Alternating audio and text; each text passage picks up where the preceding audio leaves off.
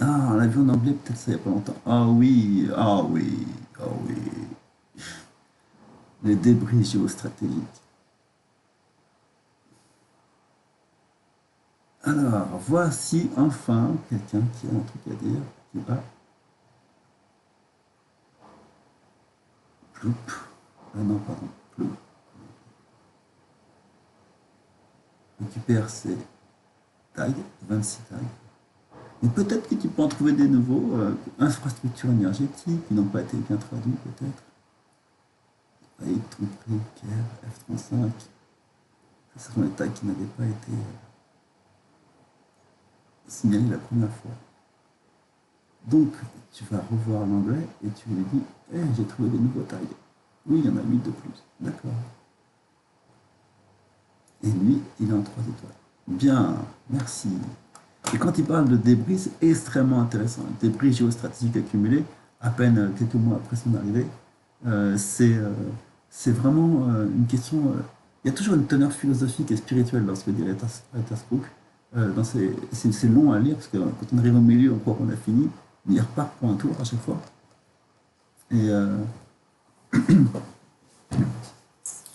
l'idée, c'est que, allez, speech, la, la propreté, la clairvoyance, la, comment dire, le contrôle, la maîtrise, la syntropie, en fait, tout ça, ce sont des faits qui sont dé- euh, caractérisés par le fait que tous les composants du système sont utiles au système. Et ils ont leur place, et le fonctionnement est harmonieux. Dans un système euh, de plus en plus anthropique, il y a des composants qui sont laissés à l'abandon, qui sont soit parce qu'ils sont trop utilisés et donc ils s'abîment, soit parce qu'ils sont abandonnés et ils s'abîment donc aussi. Et au moment où on en a besoin, ils ne marchent plus comme il faut. Les débris, ce sont les composants d'un système qui sont devenus inefficaces et contre-productifs pour le système. Notre société entière est basée sur la fabrication de déchets. Toute l'industrie, toute l'activité humaine, en termes généraux à l'échelle macro-sociale et historique, ne consiste en rien d'autre qu'à fabriquer des déchets et à les foutre à la mer. On extrait des minéraux, on extrait des terres rares, des terres pas rares, on extrait des légumes, des fruits de la terre, et on fout tout ça dans la flotte. Parce qu'on n'a rien à foutre et qu'on s'en bat la race. On va pas essayer d'optimiser, de recycler, d'utiliser quoi que ce soit.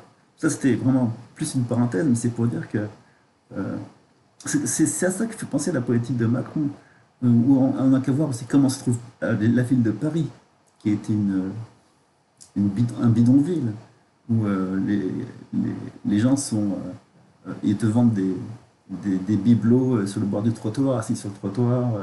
Il y a des gens qui louchent, qui marchent partout. C'est bondé de trafic. Euh, voilà, et des clochards qui dorment dans la rue, dans toutes les rues, sur toute la longueur, dans tout Paris. Voilà quoi, à quoi ça ressemble. Et des poubelles partout amoncelées.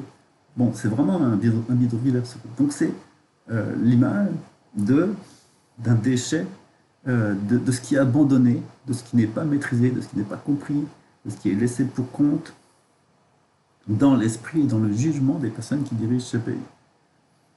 Et donc ça se formalise de façon concrète par un truc qui est visible, hein, c'est les déchets physiques. Mais à la base, on a des déchets mentaux. Et, euh, et une façon de considérer les gens comme des déchets aussi. C'est ça. Mais surtout, le fait de gâcher des possibilités, des chances, de gâcher des potentiels et de ruiner euh, des, comment dire, des espoirs, en fait. Ou de se servir d'espoir comme levier pour obtenir des profits à court terme. Tout ça, c'est une façon générale de faire. Et quand un problème survient, plutôt que de le résoudre, on le jette à la poubelle et on s'en occupe pas et on l'accumule sur le tas d'ordures qui reste. Ce que fait Trump depuis le début, c'est exactement ce que fait Macron et ce que fait tout le monde. Et ça, on l'avait bien remarqué. Ça consiste à gaspiller les choses et pour n'obtenir que des profits minimes. Gaspiller même sa propre parole. Et il perd en crédibilité à chaque fois qu'il ouvre la bouche. Maintenant, il dit « Je suis très en colère, vous n'allez pas me faire ça, non, non, non, non, non !» Oui, mais tu dis tout le temps ça maintenant. On t'écoute même plus. Déjà, ça fait 3-4 mois que tu es là, on t'écoute plus. Si tu dis ça une fois tous les 10 ans, si Poutine sort ça, ce sera la première fois qu'il dira un truc comme ça, les gens ils vont trembler, mais de... un frisson va traverser leur corps. Et ils vont dire oh putain de merde. Parce que lui il tient toujours parole. Et quand il dit un truc, il le fait. Et ça, c'est sa marque de fabrique. C'est pour ça qu'il dit jamais rien de méchant, il reste toujours posé, calme, euh, euh, voilà, très poli, et contrôle de soi total. Ok, voilà. Et quand il dit ah, excusez-moi, on commence la guerre en Ukraine, l'intervention militaire spéciale, il se lève le matin à 3 heures du mat, il révise son discours mentalement vite fait, et il part en live, en direct, sans aucune préparation, pour un discours de 4 heures où il explique l'histoire, le déroulement des choses, les événements, les conséquences, le futur possible et les actions à commettre pour euh, éviter les catastrophes. Donc, il explique tout son speech, il fait un speech de 4 heures non-stop en live à la télé à 6 heures du mat, euh, pour dire pourquoi il fait les choses. Et une fois qu'il a dit ça, eh ben, l'opération ne sera pas terminée tant que l'opération ne sera pas terminée.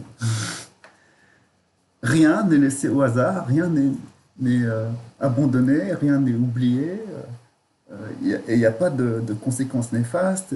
On est dans un système qui est propre. Bon, voilà, c'était pour dire, ce genre de considération est très vaste. Et quand on parle de traité de débris géostratégiques accumulés, il faut lire cet article, du coup, nous nous mettons dans un coin pour le lire, et on va se régaler. Et on sait déjà à quoi s'attendre dans l'esprit général.